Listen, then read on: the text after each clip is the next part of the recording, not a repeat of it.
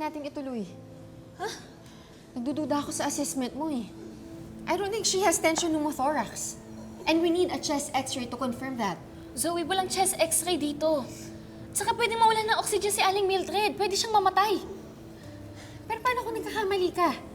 Paano kung may mangyari masama sa kanya? Malalagot tayo. Zoe, tension pneumothorax is a clinical diagnosis.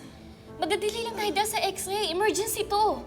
At saka kung talagang confident tayo sa diagnosis natin, hindi natin kailangan ng chest x-ray. At least, di ba, may ginawa tayo. Kaya please, magtiwala ka lang sa akin.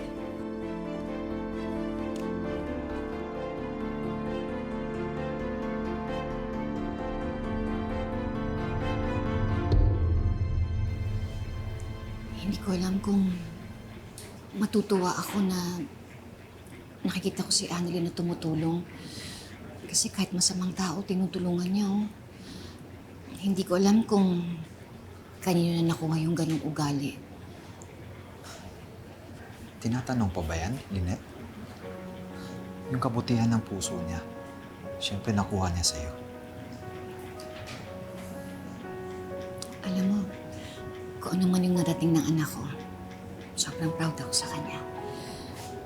Hindi ko lang naisip na darating yung araw na makikita ko siya mag-perform ng medical procedure sa harapan ko pa. Ayan mo. Mahusay lang talaga si Annalyn, Lynette.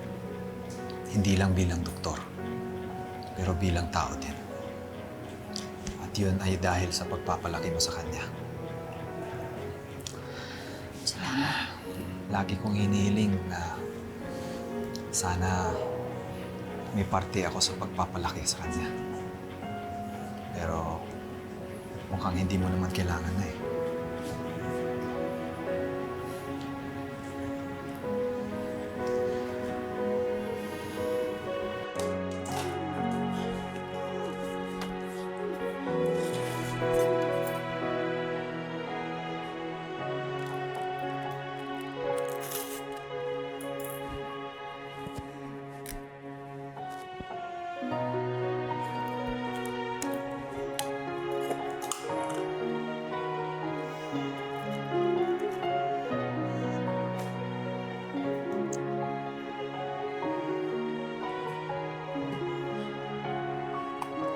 Prepare ko na yung anesthesia.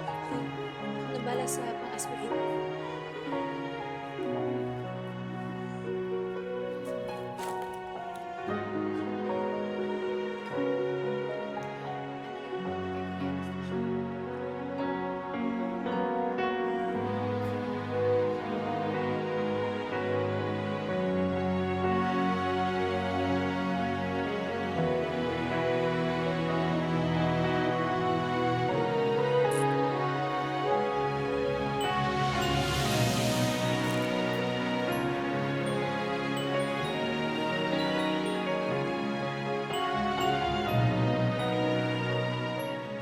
Taking from the clavicle down to the second intercostal space, mid-clavicular line.